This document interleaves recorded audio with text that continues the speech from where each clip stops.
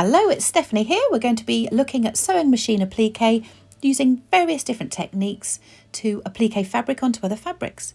First of all, we're going to get our appliqués together. I've just used a post-it note to do some letters. I'm going to write the word love, and I'm using recycled jeans, but all sorts of other scraps as well. I've got some felt in there. All you need to do is pin it on, cut around it, and then you've got what you need to appliqué. This is a really good way of very quickly getting large and bold shapes onto an appliqué. It's a bit quicker than hand stitching for most of us. I'm going to show you different ways of just securing your fabric before it goes under the machine. If you're going to use glue, you certainly can, but bear in mind you don't want it near the edges where your sewing machine needle is going to go, and you really don't want to put lots on. As you can see, I just dabbed 3 little spots. For the O, what we're going to do is something a little bit more traditional. Pins. So, pin it on. This is very easy to do and really good to position items because you can move them very quickly, but it's not so easy under the sewing machine, truth be told, and I wouldn't want to use just pins if I was doing free motion embroidery for this. We'll talk about that later. The third and final way or method that I'm going to show you is to tack or baste using a needle and thread. I've put a really big knot in the end. You are going to take these stitches out, so it doesn't matter what kind of thread you use or what colour you decide to use. And also, as you can see, I've put the knot on the top because this is going to be removed and it's easier to get hold of if the knot is on the top. So I'm basically doing really big, messy, lazy running stitches. And in actual fact, sometimes when I'm doing this kind of tacking or basting, I think this looks good enough and I leave it as it is, but that's your choice.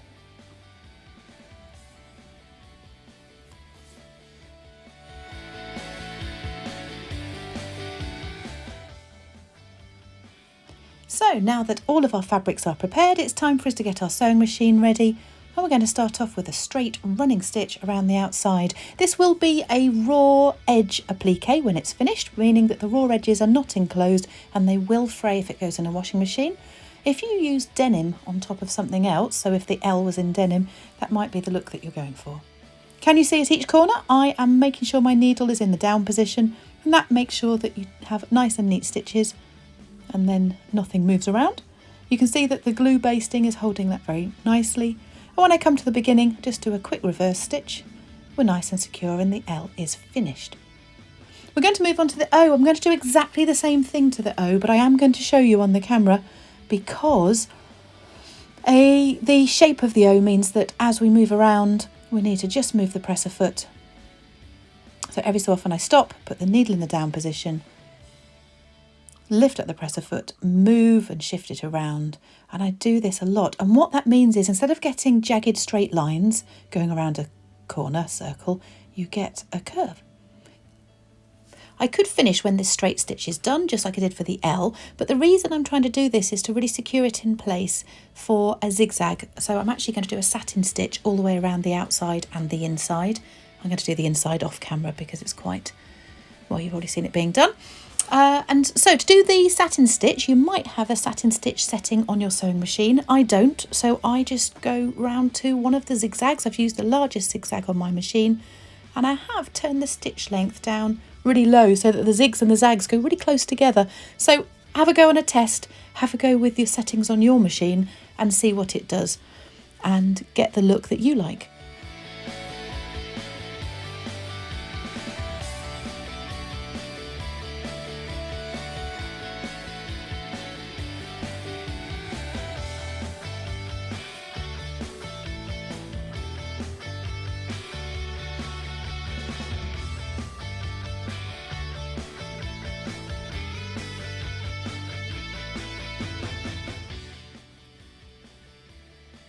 So now we're going to do a different kind of appliqué, and we're going to do free motion embroidery. For those of you who are quilters, this might be second nature, but we can also use it for appliqué.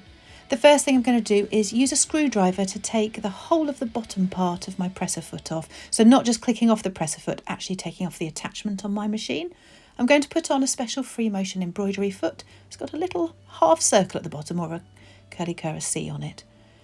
I have bought this specially for my machine. Some people do free motion embroidery without a foot, but I have never been able to get all of the tensions correct. Something else you need to do is drop the feed dogs on your machine. Let me just show you what they are. They're the 3 bits.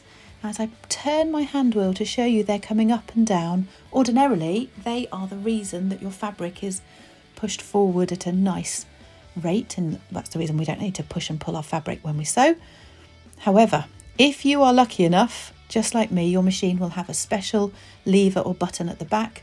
Sometimes it's at the front, but if you don't have one, and I have a machine that I can't drop my feed dogs on, simply put your stitch length to 0, and then the feed dogs won't get in your way. The point of free motion embroidery, you see, is that we are going to move the fabric, and that will make the stitch. It doesn't always work perfectly, and sometimes I need to fiddle around doing lots of test swatches with my machine, and not all the machines work nicely all in one go. Now in this example, I'm moving the fabric around, twisting it, but you don't actually have to. That's the point of free motion embroidery. I could have kept it all just facing in the same direction. And those of you who are quilters will already know this. It means that you don't have to twist your quilt around a lot. Now, when I finish going around the outside, it's not a very good line. I don't mind. I'm actually going to take the basting out, and I've decided to do a little bit more embellishment in the middle, hopefully in a design that you'll find you'll like.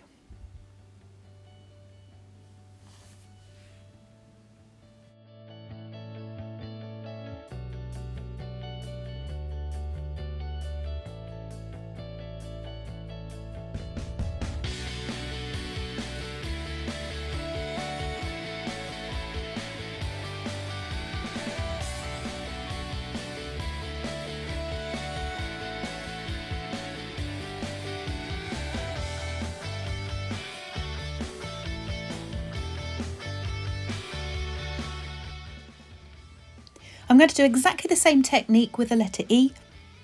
This time I'm just going to do a design around the outside.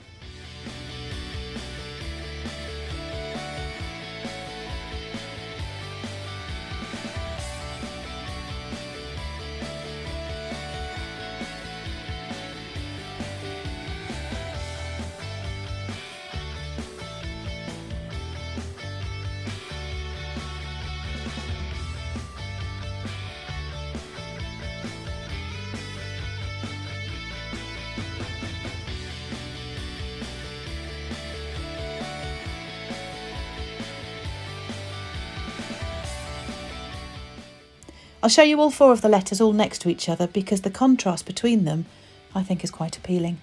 So the L is straight, the O is zigzag, the V had lots of embellishment and was done with a free motion foot, and the E was done with the free motion embroidery foot, exactly the same as the V. Now I've got one final little bonus idea for you that you may want to put in place. If instead of using a straight stitch, as you move your fabric around, if you use a zigzag stitch, you get a really different effect, and I find that lettering is particularly good using this. See if you can guess what it is that I'm writing in the fabric.